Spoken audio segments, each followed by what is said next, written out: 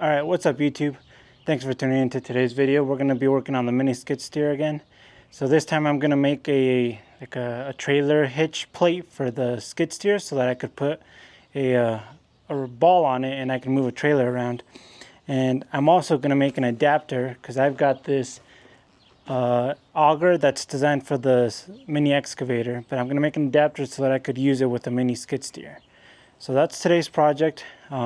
I got everything set up here in the carport so I could do some work. I got some scrap steel laying over here, and we're gonna figure this out. So enjoy the video. All right, so I want it to be pretty snug, but not too snug to where it's hard to mount. So the thing measures, the plate wide is 23.5 exactly. So I'm gonna go 23 3/4 wide. Okay. And then now I'm gonna cut that out. So this battery just came in the mail yesterday. It's the new Forge 12.0. So this saw usually has no problem cutting through steel, but I want to see if there's a difference with this battery.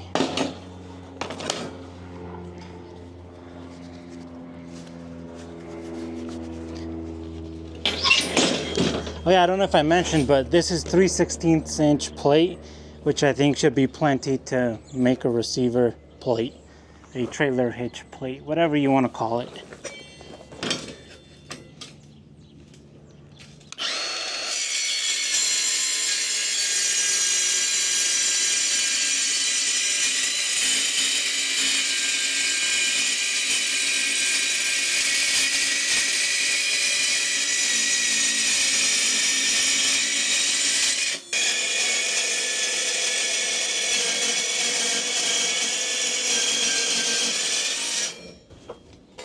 Man, that is hard on the ears. I have no idea where my headphones are, otherwise I would have brought them.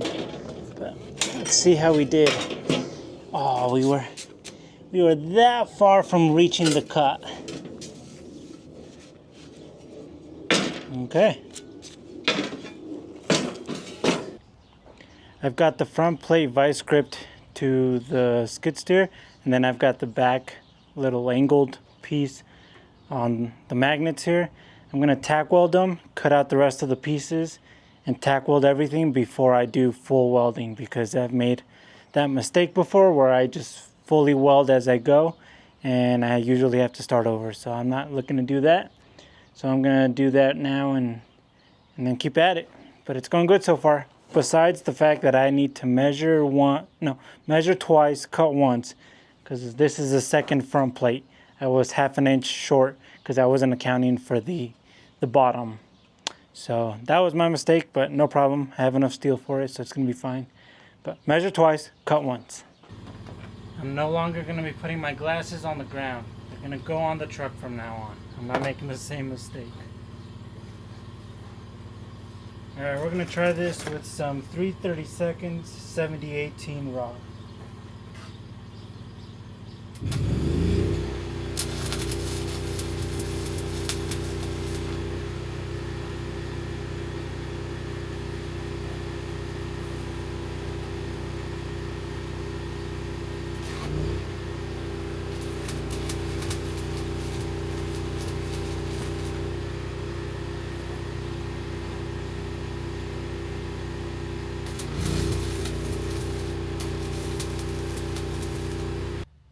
Okay, I got the side pieces cut out.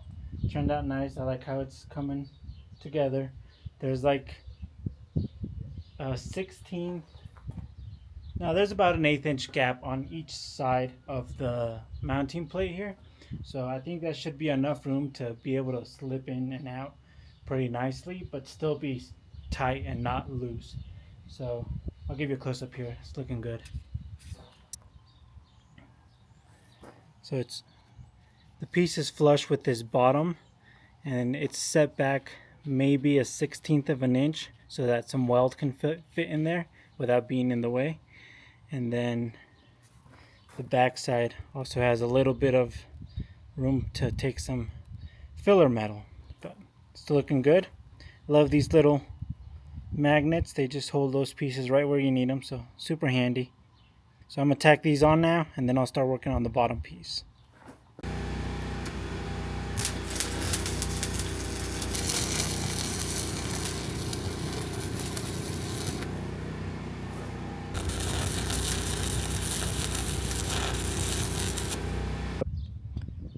working on the bottom piece here, and I've got it kind of cut out so that it can clear. Now I'm gonna drill out these X's, which is where the pins go through, and then we'll get it tacked up and test fitted. Okay, I'm getting ready to drill these holes, and I pulled out one of my favorite tools, the mag drill. So it's just a drill press with an electromagnetic base. So right now the magnet is not on. As soon as I turn the magnet on, then it is fully secured to the base metal that it's on. So you line it up first with where you're gonna put it, where you're gonna make your hole, and then you can turn on your magnet, and now it is secured to your workpiece. I'm gonna grab some lube, and then we're gonna drill this hole. Make sure we get a nice application of drilling lube, and then you just go to town.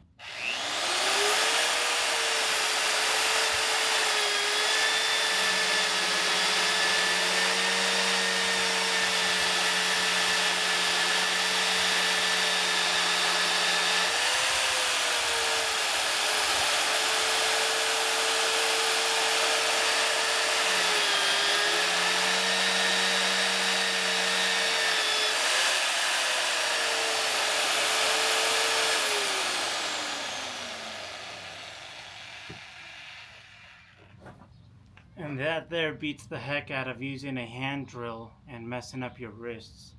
So if you have enough use for a mag drill, definitely recommend it. Save your wrists.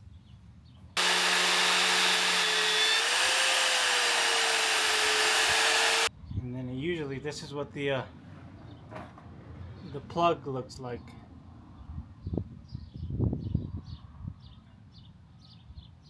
Pretty neat. Alright, I've got the bottom piece mounted. The pins went through. My holes were not spot on. They're a little bit off, but I think it's going to be alright. So I'm going to tack that and then see if I can mount and unmount the whole thing.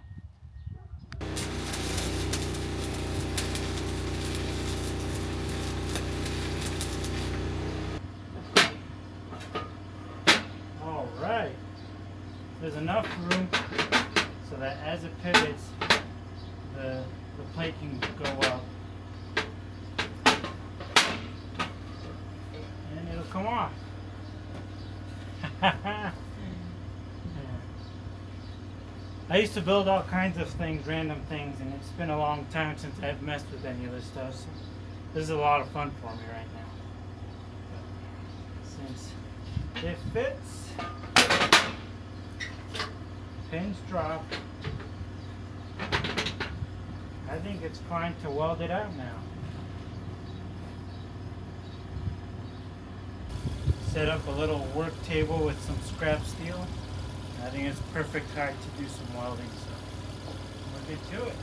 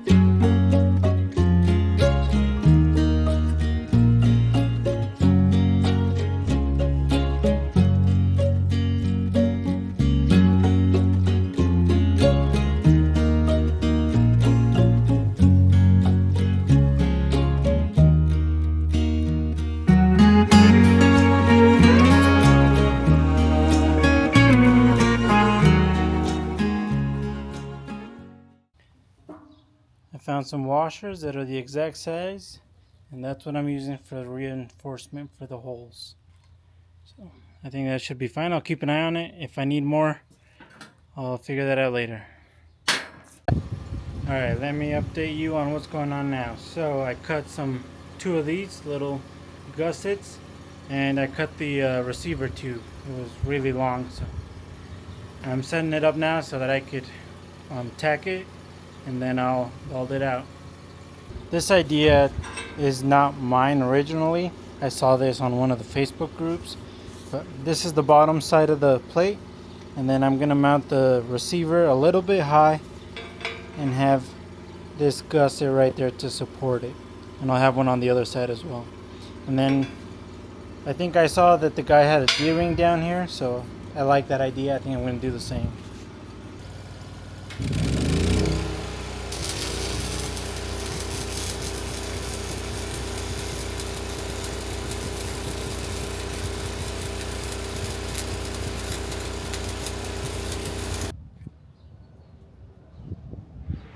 Alright, well, I finished welding out the whole receiver thing. I got the gussets in, a D-ring on the bottom. It's good to move trailers now. Needs a little bit of paint. It's a problem for later. So now I'm going to get started with the U-joint adapter thing for the auger. And hopefully we get to try out the auger and dig a hole. It is the next day. I finished making the U-joint off camera yesterday. Everybody knows what a U-joint is, so I didn't think I needed to show that off. But it still needs paint.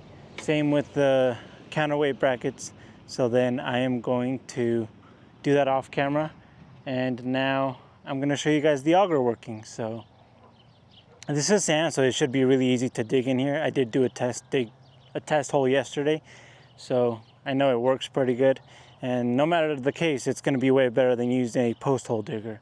But yeah, really excited. I'm also going to try moving my shoeing trailer with the hitch, and then we'll see how that goes.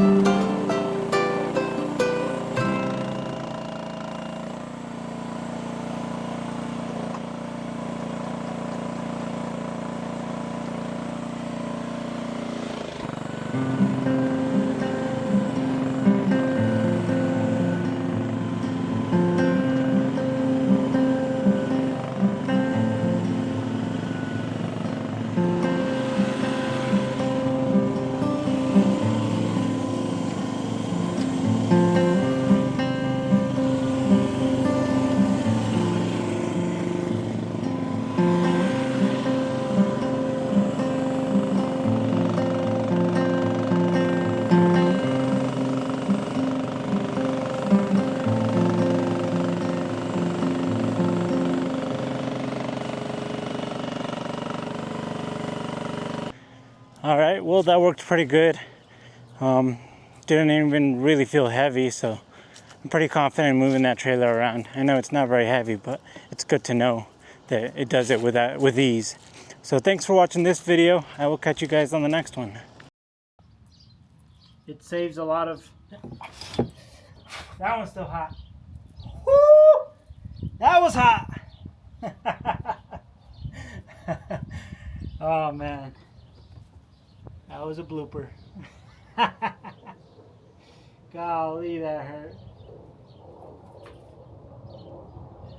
Anyways, what I was gonna say, because it's kind of like a hole saw, it saves your bits a lot from getting really hot and burnt up. But apparently, either way, it still gets pretty toasty. Man. Okay, let's keep at it.